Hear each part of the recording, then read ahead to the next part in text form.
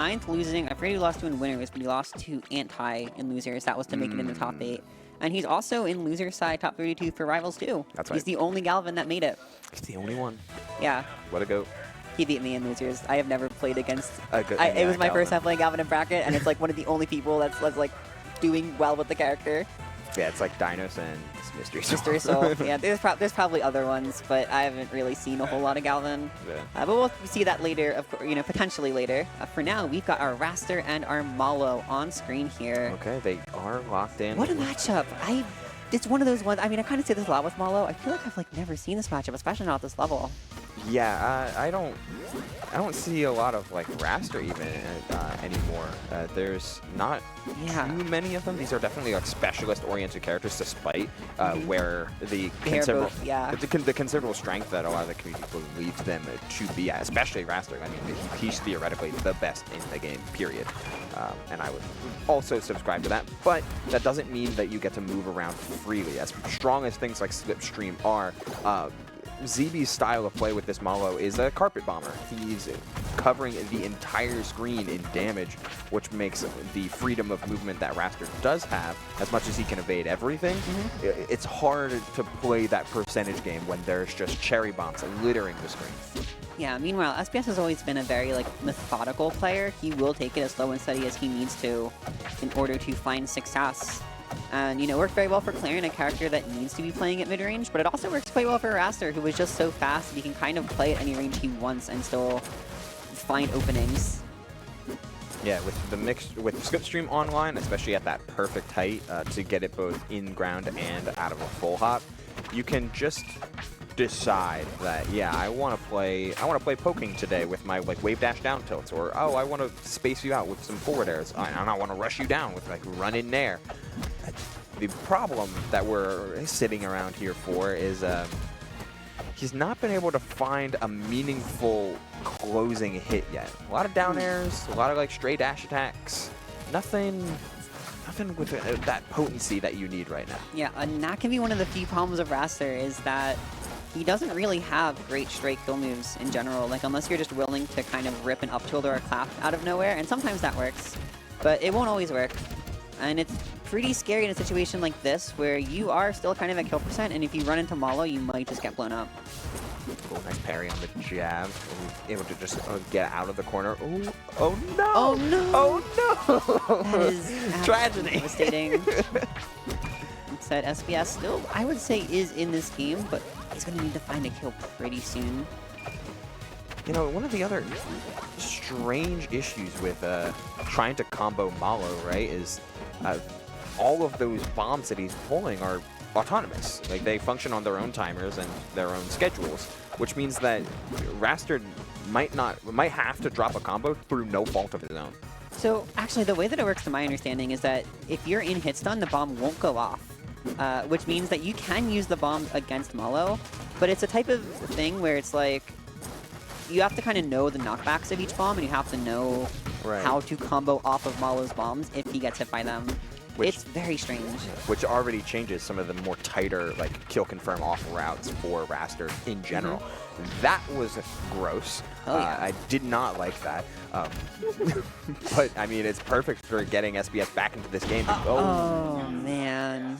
Yeah, if he hit that, he would have been fine, but that's just how it goes with this game sometimes. Yeah. It's a game of inches. Game of inches, and, stuff like whiff flag. If you have those laggy moves off stage and you whiff, probably dying. There's a lot of characters with stuff like that. Going to Rockwall. Again, bold, always such a bold pick. Oh, nice parry. Free 20%, and a bunch of bombs. Missing the final hit. No scrawl today. Indeed. So scary. The stage is wonderful for Raster. Oh, bye. And we're seeing it right now. They even got the final hit of the NATO, and it's still killed. However, as Raster, you could be dying at 50 here, and it wouldn't be that surprising. Oh, we saw the charge-up attempt for ZeeBee there. Wanted to see if he could catch SBS drifting in. Oh, up toss? Oh, close off of the up B. Yeah, I think he just didn't have enough time to prime that bomb for an up toss, but it would have been pretty cool if it worked out. Oh, man. Dacus there to get right under. Malo up strong is a pretty consistent ender and massively disjointed. Kind of perfect for any heavy platform any character that or any player that uses a lot of like platform movement as part of their neutral, triple back air for the damage. Oh, and a cheeky little up air for yet more. It's ZeeBee all over this stock right now, and the big dividend is Raster's hollow bones do not make survivability easy off of just playing raw neutral. Your evasiveness has to be perfectly on point. Yeah, oh boy, that's all you need sometimes. It may seem like a very unassuming move, but Raster up air is ridiculous when you actually get to the nitty-gritty of it.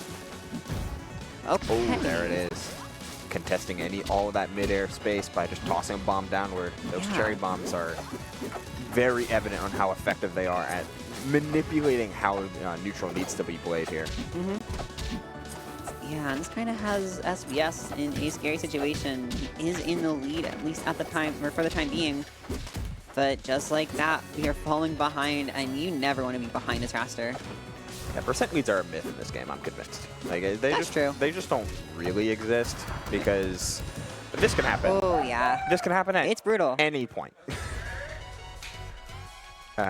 It was neat to see ZeeBee shift up their his bomb usage there. Most of the entire game 1 and 2, and even most of game 3, it was big bomb and cherry bomb, and occasionally offstage firecracker. At the later half of game number 2 there, I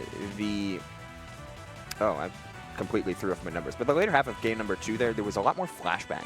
Yeah, for sure. Wonder what the purpose of that decision was, because it left a lot to be desired when it came to that immediate threat in center stage. And SBS seemed perfectly content to hang around those flashbangs a lot more often than he was with like the big bombs and the cherry bombs. Oh boy, big combo. And yeah, would have to take a massive risk to try getting a kill off of that. A lot of damage on this Malo, 83 and counting. Can we get a clap? We can. Nice little clean 20-second stock from SBS. The dangers of Truffle Pond. Oh, what a tech to get away from the big bomb. Trying to find the timing for it off of it was like jump cancel F to forward air, and then just trying to let the bomb go off. But ZeeBee's got those internal clocks going. And we're seeing this right here. The bomb is about to detonate, but you can hold it for as long as you want. As long as you don't let go of it, it will not pop. So SBS is going to have to be somewhat mindful of that, though. Honestly, with this kind of lead, you know, it's tricky. ZeeBee has a lot of work to do to catch back up. As much as Malo is an explosive character, like big kill potential is not often his forte. I mean, you need to have a lot of setup and set play to do so. Meanwhile, SBS is on this Raster and feeling perfectly comfortable in that like step back mid-range, like range 1 type of vibe, where you're just like a character lengths away, or a character and a half like away at all times. That's particularly dangerous. The flare gun delay, though, certainly helping out. Yeah, I do think there's some kind of like very vague similarity with these two characters in that they have so many kill confirms, so many ways to find kills.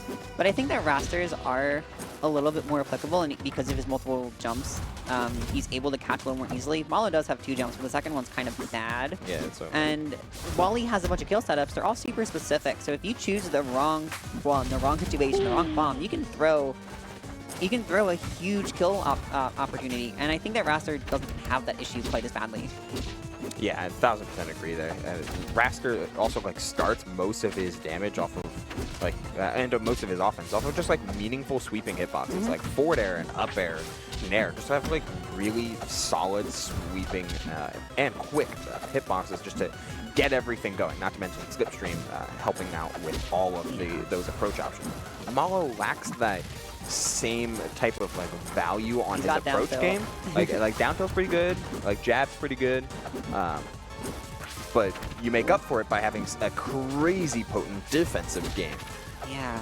That doesn't really help you when you're down a stock. What we're seeing right now is he's pulling a bunch of bombs, running from side to side, and we know what SBS is doing. He's also just dash attacking side to side. Yeah. And it's like, okay, well, you can't really throw a bomb. There's a hitbox there. You can't really stand there. There's a hitbox there. You can't really pull a bomb because you're going to get up there into the top blast zone, and the bomb's going to kill you. Yeah, it's tough. And that's the type of timings that ZeeBee was, or excuse me, SBS was looking for. It's like, what is the proper amount of time I need to find the hit, then wait for the bomb to pop in mid-screen. And you know what? perfect use of the up airs there in order to absolutely confirm the stock with ZeeBee's own bombs. Exactly. Oh boy. Bombs. Why are we doing? This is such a weird pick here. I kind of see it, but it's like weird. I feel like it's here for consistency, right? Like Maybe. we are trying. If ZeeBee is trying to replicate consistent scenarios over and over and over again, removing platforms and just letting the bombs do the no way. That purple. I was terrified that purple both of them for a second, but no, SBS coming out unscathed, and man. Okay, the fair is not going to kill from all the way up there. Fun fact with being floaty, you die later off the bottom. Yeah, with multiple jumps and all of Raster's recovery options, yeah. Oh, tried to get like the flashbang toss to maybe find another forward air there. Up air? Oh no! Man, that's another thing, is that up air is pretty strong, but it is so hard to get that second hit. Okay, the F strong, and ZeeBee popping off for that one. Kind of got Amalo back in it here. However, how long? Yeah, keep in mind, everyone, this is also game 4. Yeah. SBS is up 2-1, and I mean, with how both of these two are playing, this might end up being the last game of the set. There's a pretty solid lead here for this SBS Raster. Oh, I love the non-commitment there. SBS just playing in such control on Endless Abyss, but we're getting away from that big one. Yeah, don't risk the lead. Absolutely. Nice coverage. Got those overshoot airs as well. Parry for the vibes. Always have that mini heart attack moment of like, is he gonna screw it up? Yeah. Especially at 125. Okay, and yeah, SBS has just been ripping those raw cops to stock, and finally one of them hits its mark, and it's gonna kill. Man. That is 28. That was 28. 2 moves. Yep. Oh, the chase? Oh, okay. He wanted it for sure. The forward strong not going to close down the stock with a quick flare bomb, flare off the cherry bomb. Starting to just launch some of these down tilts and just anything at this point. The combo routing changing up because you don't have those platforms. So we're going down instead. Needs one more to finish off, but we're choosing to play it back. Playing it slow in order to cover the landing, letting ZeeBee have the wall. There's a quick down air, back air for the DI mix-up, but it's not going to close the stock here. Indeed. Oh, doesn't land with the NATO. Oh, okay, the clap's gonna hit, and kind of awkward angle there. Got another nair coming down. I mean, as you kind of said earlier, Cyber, like as SBS takes the game and the set with a massive crowd